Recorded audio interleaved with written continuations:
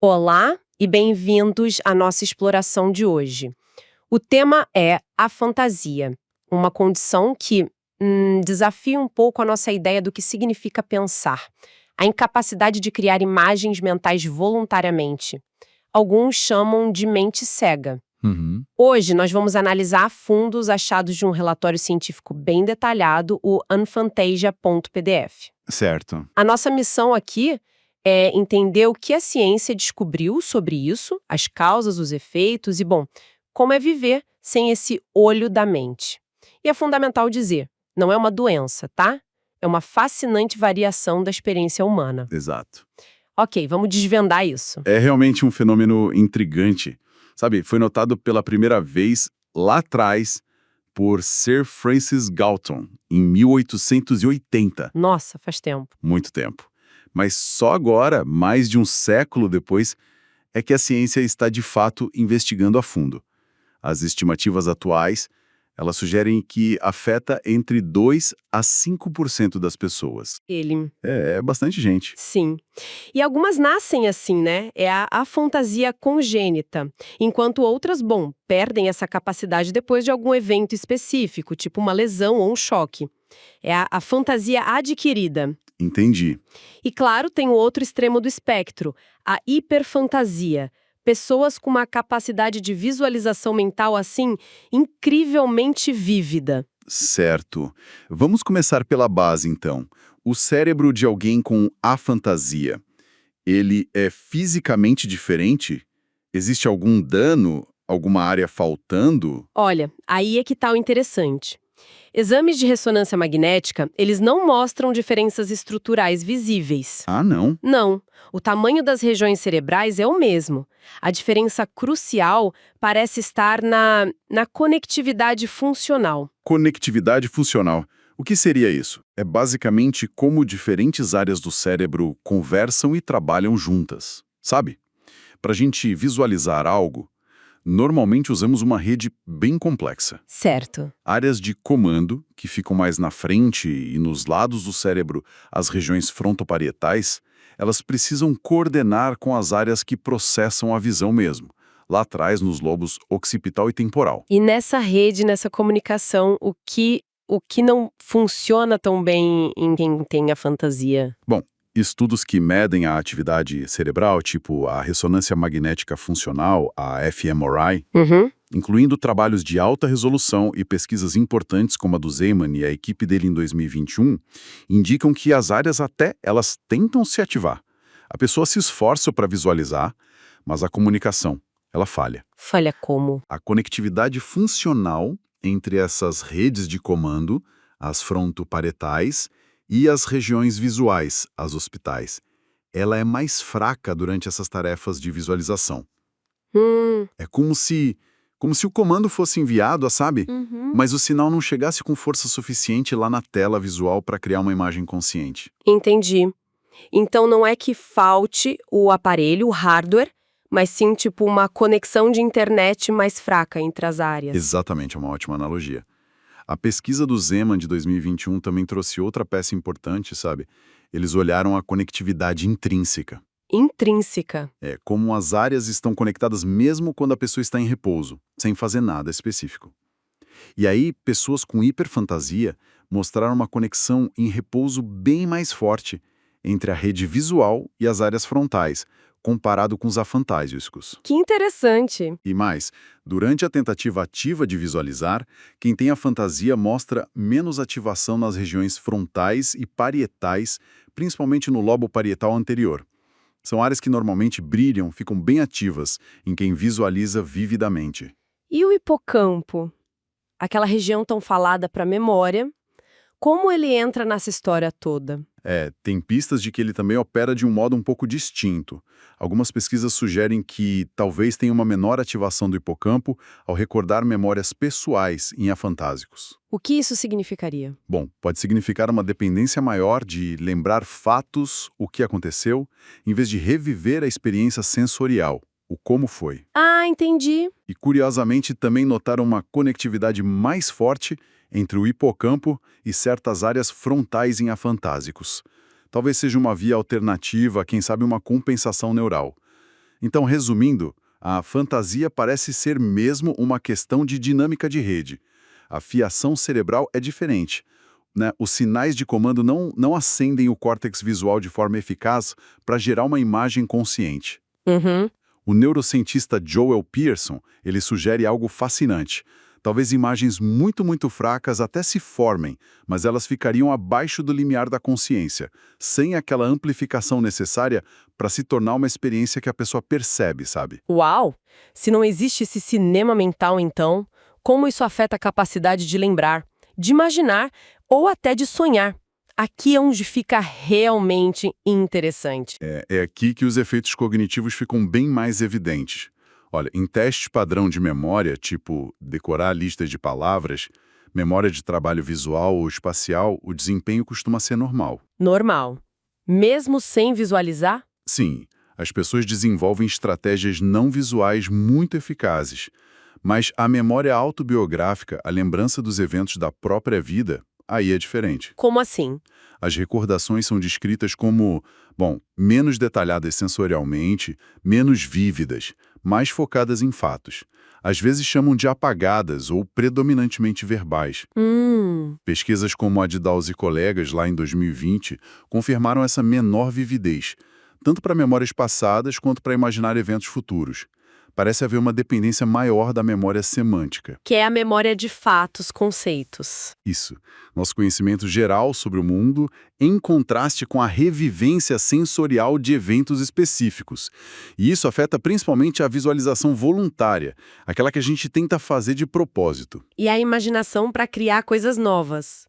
Ou pensar no futuro. Segue essa mesma lógica. Menos vívida. Sim, o padrão meio que se repete. Pessoas com a fantasia conseguem sim descrever cenários futuros ou hipotéticos. Criam narrativas coerentes, mas com menos cor, menos detalhe sensorial. A construção é mais lógica, mais semântica, do que uma simulação visual interna. E algo como raciocínio espacial, a gente tende a pensar que precisa ver as coisas na mente para, sei lá, rotacionar objetos ou navegar num lugar. Pois é. Surpreendentemente, o raciocínio espacial geralmente está intacto. Sério? Sim. Muitas pessoas com a fantasia até se destacam em áreas como matemática, engenharia, programação. Que curioso. Em testes de rotação mental ou navegação, o desempenho é similar ao de quem visualiza, mas as estratégias são diferentes. Mais analíticas, baseadas em regras ou relações espaciais abstratas, não tanto na imagem. Teve um estudo muito interessante que pedia para desenhar objetos complexos de memória. Os participantes com a fantasia lembravam corretamente a disposição espacial das partes, onde cada coisa ficava, Sim. mas omitiam muitos detalhes visuais dos objetos em si, como eles eram, a aparência. Isso reforça uma distinção importante. A imagem do objeto, o como ele é, parece afetada. Mas a imagem espacial, o onde ele está e suas relações, essa parece preservada. Faz sentido. E sonhos? A tela mental também fica escura durante sono? Na maioria das vezes parece que sim. A frequência com que se lembram dos sonhos é significativamente menor. Ah, lembram menos dos sonhos? Muitos descrevem sonhos mais conceituais. Um saber o que está acontecendo sem realmente ver. Um saber. Interessante. O trabalho de Dawes, aquele de 2020, apoia isso. Encontraram também menos relatos de sonhos lúcidos. Mas, e aqui tem um ponto intrigante. Qual? Uma parte das pessoas com a fantasia relata ter sonhos visuais, mesmo sem conseguir visualizar quando estão acordadas. Ué. Como pode? Pois é. Isso sugere que os mecanismos neurais por trás dos sonhos podem ser, pelo menos em parte, diferentes dos da visualização voluntária na vigília. E a tendência é similar para os devaneios diurnos, menos frequentes e menos vívidos também. Isso nos leva a uma questão bem humana. Se a tela mental é escura, como ficam as cores das emoções?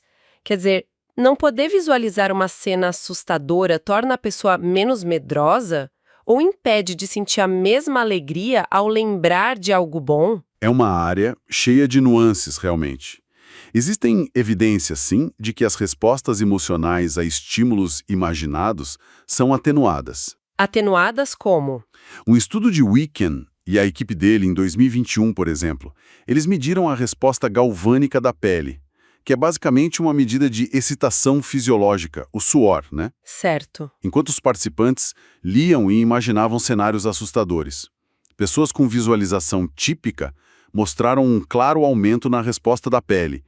Já nos afantásicos, essa reação fisiológica foi significativamente menor. Bem menor. É como se, sem a imagem mental para dar corpo à história, o impacto fosse mais intelectual, sabe?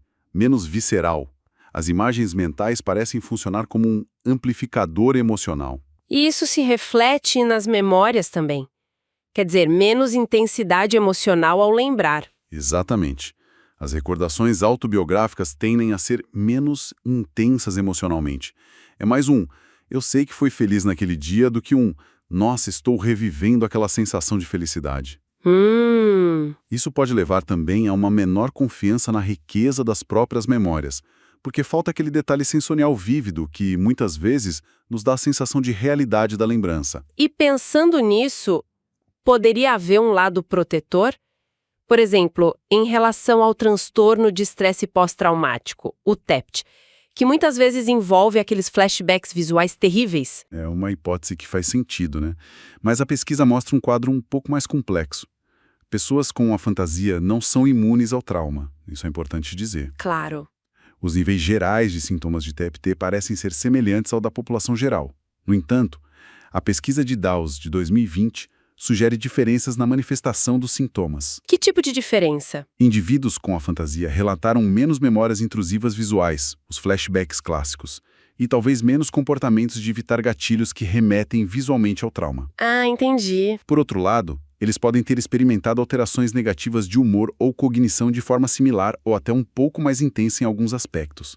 A ideia é que pode haver uma proteção parcial contra os aspectos visuais do trauma, mas o sofrimento emocional pode se manifestar por outras vias, pensamentos, sensações, emoções mais puras, digamos. E como tudo isso, essa forma diferente de processar, molda a pessoa, a identidade, a personalidade? Bom, a identidade se constrói sobre uma memória autobiográfica que é mais factual, mais analítica.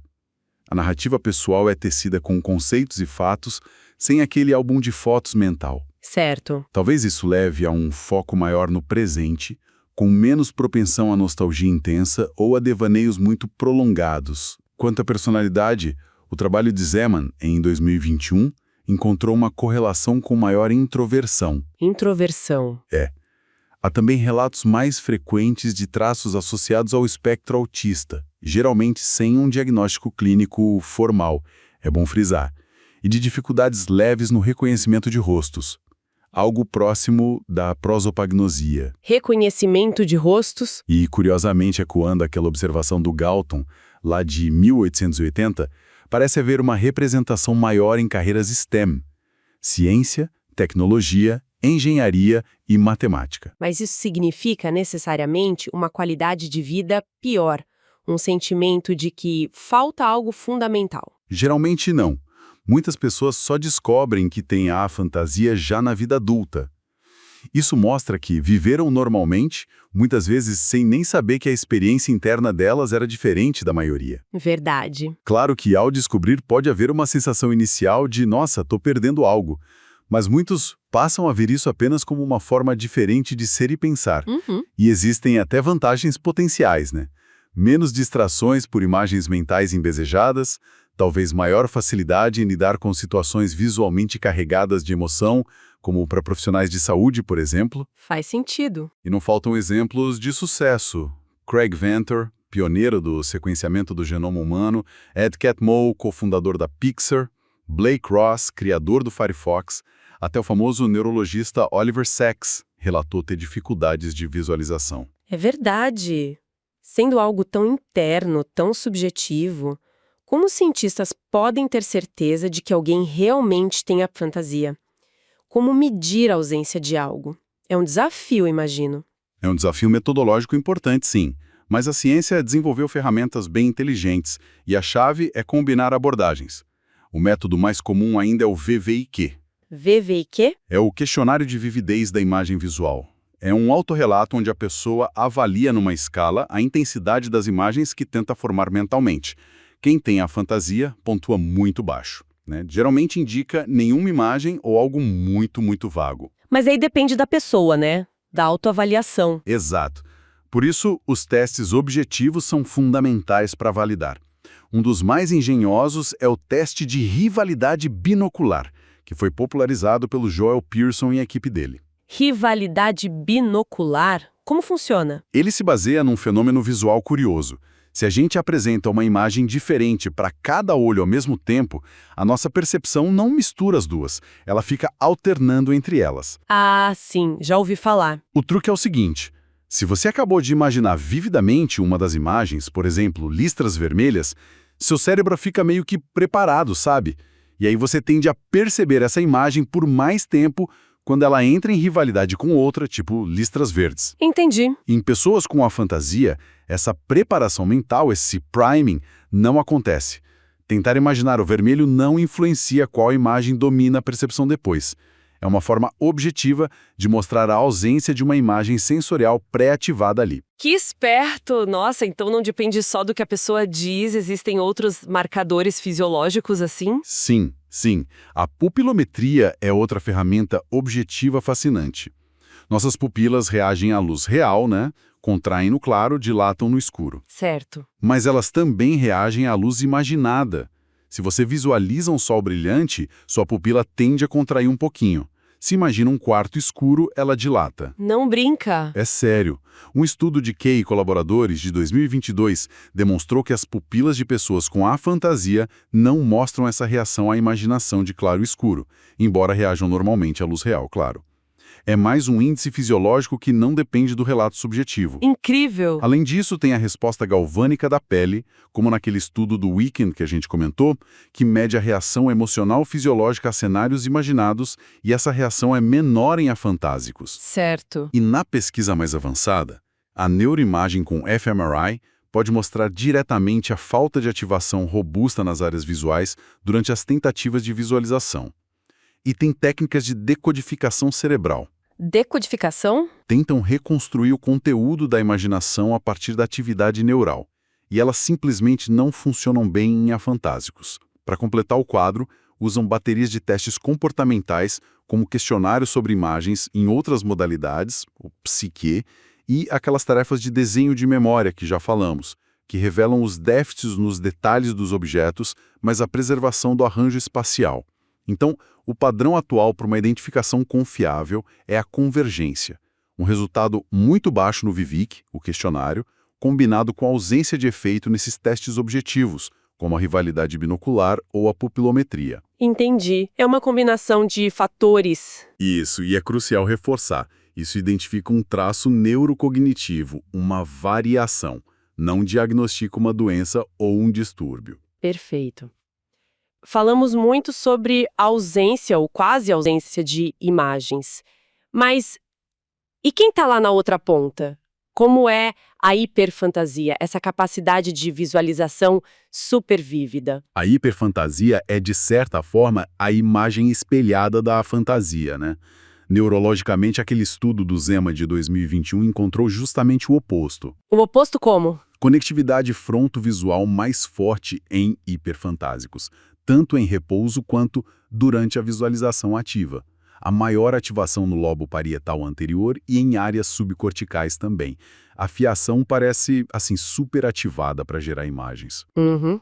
Também uma associação mais frequente com a sinestesia, a mistura de sentidos. Mas, assim como na fantasia, não se encontram diferenças significativas na estrutura ou no volume cerebral. Cognitivamente, pessoas com hiperfantasia tendem a ter um desempenho superior em memória autobiográfica. Lembram eventos com detalhes sensoriais riquíssimos. Imagino. Podem ter vantagens em tarefas de reconhecimento visual e parecem ser mais representadas em áreas criativas, como artes visuais, design. Mas essa vividez toda pode ter desvantagens. Ah, é? Quais? Maior distração por imagens mentais, talvez uma propensão maior a imagens intrusivas ou ansiedade alimentada por visualizações muito realistas de cenários negativos, por exemplo. Fenomenologicamente, a experiência subjetiva é radicalmente diferente. Hiperfantásicos descrevem as imagens mentais deles como sendo quase reais, com qualidade quase fotográfica. Quase real. Alguns relatam até profantasia, onde as imagens mentais parecem se sobrepor à visão do mundo real. Os sonhos também tendem a ser extremamente vívidos e frequentes. Em termos de personalidade, há uma tendência a pontuar mais alto no traço de abertura à experiência. Entendi. Então, o que tudo isso significa no dia a dia? Para a educação, para o trabalho, até para os relacionamentos. Qual o impacto prático disso tudo? Olha, as implicações são bem concretas. Na aprendizagem, por exemplo, estudantes com a fantasia podem ter desempenho igual ou até melhor que os colegas. Mesmo? Sim, mas eles desenvolvem estratégias compensatórias. Podem depender mais de fazer anotações extensas, externalizando a informação, processar tudo verbalmente, ancorar novos conceitos em conhecimentos prévios ou usar outras modalidades sensoriais, como tato ou audição. Uma pesquisa recente, projetada para 2025, confirma que essas abordagens alternativas são eficazes. Isso implica que a forma como ensinamos precisa ser mais flexível, certo?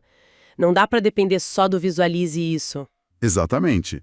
Reforça a necessidade de abordagens pedagógicas variadas, que não dependam unicamente de instruções como imagine aquilo. É preciso oferecer alternativas, permitir desenhar, descrever verbalmente, usar modelos físicos, diagramas. É a ideia do design universal para aprendizagem, né? Que acaba beneficiando todo mundo, não só quem tem a fantasia. Certo. E na criatividade? Atrapalha. Não é um bloqueio, apenas muda o processo? Temos exemplos como o Glenn Keane, animador lendário da Disney, e o Ed Catmull, da Pixar. Ambos relatam ter a fantasia. Que incrível! O processo criativo pode ser mais focado na descoberta durante a execução, tipo tentativa e erro, prototipagem, ou mais conceitual e lógico, como na escrita ou no design de sistemas. A resolução de problemas tende a ser mais analítica, passo a passo, menos dependente de insights visuais súbitos. Socialmente, aquela dificuldade em visualizar rostos pode ter algum impacto, talvez tornando mais difícil evocar a imagem de entes queridos ausentes, e pode estar ligada a formas leves de prosopagnosia, a dificuldade em reconhecer rostos. Então a pessoa depende de outras pistas. E isso depende mais de outras pistas, voz, jeito de andar, contexto. A empatia pode ser construída mais sobre uma compreensão intelectual da situação do outro do que numa simulação visual interna. E na comunicação, talvez prefiram clareza e explicações explícitas a metáforas muito visuais. E conhecer a fantasia no ambiente de trabalho ou escolar promove inclusão, né? Oferecendo opções em tarefas ou diferentes formas de apresentar ideias. É fundamental a gente reconhecer o trabalho dos pesquisadores que trouxeram esse fenômeno à luz, né? Quem foram os principais nomes nessa jornada? Olha, a história moderna começa de forma bem marcante com Adam Zeman e a equipe dele lá na Universidade de Exeter. Em 2010, eles descreveram o caso MX, um homem que perdeu a capacidade de visualizar após uma cirurgia cardíaca. Certo. E em 2015, eles cunharam formalmente o termo afantasia, ao estudar um grupo de pessoas que nunca tiveram essa capacidade, a forma congênita. Foi aí que o termo surgiu? Exato. Depois, temos o Joel Pearson e o laboratório dele na Universidade de New South Wales, na Austrália. Eles foram pioneiros no desenvolvimento daqueles testes objetivos cruciais, como o da rivalidade binocular e o da pupilometria, que ajudaram a validar a condição para além do autorrelato. Essenciais, então. Muito.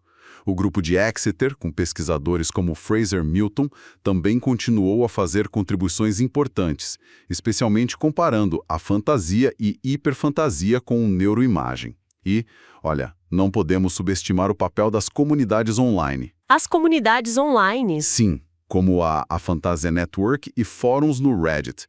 Elas conectaram milhares de pessoas com essa experiência e também pesquisadores, acelerando enormemente a descoberta e a divulgação do conhecimento.